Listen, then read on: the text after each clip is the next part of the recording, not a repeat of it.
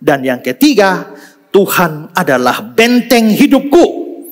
Maksudnya, karena dia berada dalam bahaya dan ancaman, benteng itu tempat perlindungan.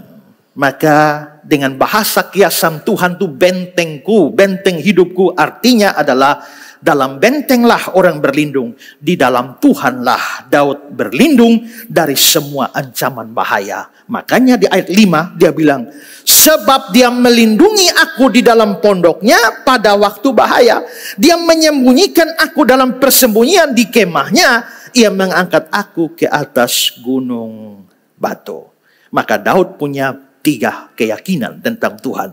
Tuhan terangku, Tuhan keselamatanku, dan Tuhan benteng hidupku. Dia memang banyak masalah. Dia memang banyak bahaya. Banyak ancaman. Tapi dengan 3 keyakinan ini, dia menjadi yakin. Dan ini bukan berarti dia cuma yakin-yakin tidak berdoa. Tidak. Dia yakin dengan keyakinan, 3 keyakinan itu. Tapi keyakinan itu lalu membuat dia berdoa kepada Tuhan. Di ayat 7-14, dengarlah Tuhan seruan yang kusampaikan. Kasihanilah aku dan jawablah aku. Hatiku mengikuti firman-Mu. Carilah wajahku, maka wajah-Mu ku cari ya Tuhan. Janganlah menyembunyikan wajah-Mu kepadaku. Janganlah menolak hamba-Mu ini dengan murka. Engkau pertolonganku. Jangan membuang aku. Jangan meninggalkan aku ya Allah penyelamatku. Sekalipun ayahku dan ibuku meninggalkan aku, namun Tuhan menyambut aku. Tunjukkanlah jalan-Mu padaku ya Tuhan. Tuntunlah aku di jalan yang rata oleh sebab seteruku. Jangan menyerahkan aku kepada nafsu lawanku. Sebab telah bangkit menyerang aku saksi-saksi dusta dan orang-orang yang bernafaskan kelaliman. Setelah 3 keyakinan, Tuhan terang, Tuhan keselamatan, Tuhan benteng hidup, plus doa. Kalau iman seperti ini sudah ditambah dengan doa, mau takut apa lagi? Makanya di ayat 1-3 ayat 6, kepada siapa aku harus takut? Terhadap siapa aku harus gemetar? Semua lawanku dan musuhku, mereka sendiri yang tergelincir dan jatuh. Tidak takut hatiku, aku tetap percaya. Maka sekarang tegaklah kepalaku mengatasi musuh sekelilingku. Kenapa dia bisa ngomong begini? Sudah ada iman seperti itu plus doa. Maka betul-betul tidak ada sesuatu yang menakutkan bagi dia. Dan biarpun musuh menyerang, biarpun bahaya mengancam, tapi dia percaya dia akan melihat kebaikan Tuhan. Maka di ayat 13, sesungguhnya aku percaya akan melihat kebaikan Tuhan di negeri orang-orang hidup. Artinya iman bahwa dia nggak akan mati karena musuh-musuhnya. Dia akan melihat kebaikan di negeri orang-orang hidup. Ini iman yang luar biasa di tengah kesulitan. Saya kutip kata-kata Henry, tidak pernah ada keteguhan iman seperti itu. Jika Allah di pihaknya, siapakah yang dapat melawannya? Kepada siapa aku harus takut? Terhadap siapa aku harus gemetar? Jika yang maha kuasa menjadi penjaganya dan tidak punya alasan untuk merasa gentar. Jika dia tahu bahwa dia dijaga olehnya, dia tidak perlu merasa takut. Jika Allah menjadi terangnya, tidak ada bayangan yang ditakutinya.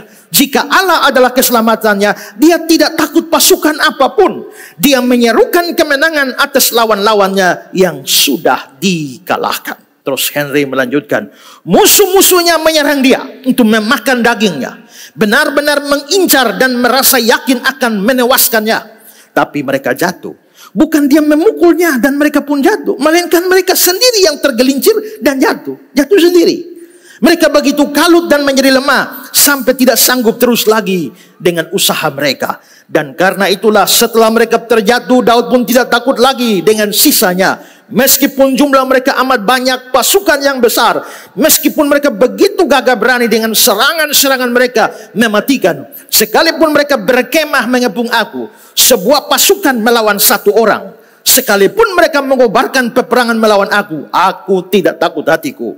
Pasukan bersenjata tidak akan dapat melukai kita jika Tuhan semesta alam melindungi kita. Begitulah saat aku yakin Allah ada di pihakku, aku menjadi percaya teguh. Iman luar biasa. Saudara, kalau baca kisah di mana Daud itu dikejar-kejar oleh Saul. Ada banyak dia naik gunung, turun lembah, masuk gua segala macam. Dan pada satu ketika, saudara, Daud ini sudah dikepung. Daud dia seringkali lolos. Tapi pada waktu dia ada di padang gurun Maon, dia sudah terkepung, sudah tidak ada jalan keluar. Di padang gurun itu, Saul dengan pasukannya sudah kepung dia, dan mestinya di atas kertas Daud sudah tertangkap. Tapi aneh saudara, Saul ini kan raja Israel. Kerajaan Israel itu punya musuh bebuyutan dari dulu tuh Filistin ini. Nah, Saul saking bencinya sama Daud, tidak urus kerajaan, urus hadapi itu Filistin, tapi kejar Daud. Dia kejar Daud. Daud sudah terkepung, dan secara matematika tidak ada jalan lolos lagi. Daud pasti binasa. Tapi saudara tahu, begitu tinggal Daud ditangkap, tiba-tiba berita datang, orang Filistin menyerang Israel. Maka Saul harus pikir, selamatkan kerajaan atau tangkap Daud. Coba saudara lihat 1 Samuel 23. Daud cepat-cepat mengalahkan Saul. Tapi Saul dengan orang-orangnya sudah hampir mengepung Daud, serta orang-orangnya untuk menangkap mereka. Sudah tidak ada jalan lolos. Ketika seorang suruhan datang kepada Saul dengan pesan, segeralah undur, sebab orang Filistin telah menyerbu negeri. Maka berhentilah Saul mengejar Daud dan pergi menghadapi orang Filistin. Itulah sebabnya orang menyebut tempat itu Gunung Batu Keluputan. Coba, kira-kira orang Filistin itu serang, mereka mau bantu Daud? Bukan. Mereka hanya mau serang, tidak ada urusan dengan Daud. Tapi anehnya, kenapa serangan itu datang persis pada saat, detik di mana Daud hampir tertangkap? Gara-gara itu, utusan itu datang. Coba utusan itu datang lari terlambat, Daud sudah ditangkap. Tapi hampir ditangkap, utusan punya sampai. Orang segerang negeri. Maka mundur. Artinya biar air sudah di batang leher juga, ya, biar pedang sudah di batang leher juga, kalau Tuhan bilang belum saatnya, kau pasti lolos. Ya, coba lihat kata-kata Henry tentang kisah ini. Pada waktu orang-orang Filistin menyerang negeri itu, mereka sama sekali tidak bermaksud untuk melakukan suatu kebaikan untuk Daud.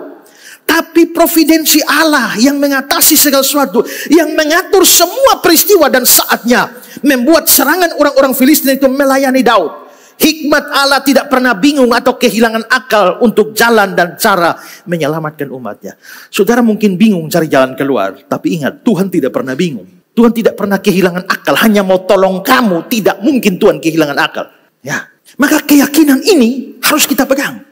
Daud ngomong begini, tulis Mazmur begini karena sudah ada pengalaman. Dia berkali-kali lolos. Tapi kalau Tuhan di pihak dia, tidak mungkin terjadi. Ya, keyakinan bahwa Tuhan adalah terang kita, keselamatan kita, dan benteng hidup kita, ditambah dengan doa-doa kita, harus memberi keyakinan kita. Waktu kita masuk tahun baru, memang ada bahaya, kesulitan, tantangan, problem. Tapi jaga perkenanan di hadapan Tuhan. Ya, seperti saya bilang tadi, percaya sungguh-sungguh pada Yesus Kristus sebagai juru selamat. Selalu berusaha untuk hidup berkenan pada Tuhan. Kita semua orang berdosa, tapi selalu berusaha lepaskan dan buang dosa. Kalau kamu hidup berkenan pada Tuhan, percayalah, tidak ada hal buruk kamu alami, kecuali Tuhan izinkan untuk membawa kebaikan. Tapi yang betul-betul buruk tidak ada. Tidak usah takut masalah yang sangat kritis. Karena masalah kritis itu juga tergantung Tuhan juga. Sudah kritis dan siap disembelih, tapi Tuhan bilang tidak. Itu pernah ada rombongan penginjil. Waktu itu Uni Soviet yang sangat kuat, kental komunisnya dan anti Kristen. Tidak boleh ada penginjil masuk sana, pengkhotbah. Tidak boleh ada orang bawa baca Alkitab, dapat kau mati itu ya. Tapi ada sejumlah penginjil yang bawa Alkitab satu trek, tutup itu hanya untuk sebar. Ya, saking banyaknya kebutuhan Alkitab di sana, saudara, zaman itu mereka bawa Alkitab ini tidak bisa satu orang satu Alkitab, tidak. Ini kita semua ini satu Alkitab. Lalu pegang, robek-robek. Nah, ini hari saya Mazmur 1, kau Mazmur 2. Ya, ini. Nanti tukar supaya bisa baca, tukar. Nah, maka mereka bawa Alkitab. Nah, dan ditumpuk itu di dalam trek. Ternyata sampai perbatasan mereka lewat, ditahan. Bawa apa? Bawa buku. Ya, mereka tidak bilang Alkitab, bawa buku. Ya, coba buka, kita periksa. Mereka bilang tamat riwayat kita. Dan sekarang trek 2 orang penginjil, satu sopir, satu di sebelah, trek penuh Alkitab. Dan sekarang sudah di perbatasan, turun dan buka. Nah, turun dan buka berarti tamat sudah riwayat mereka.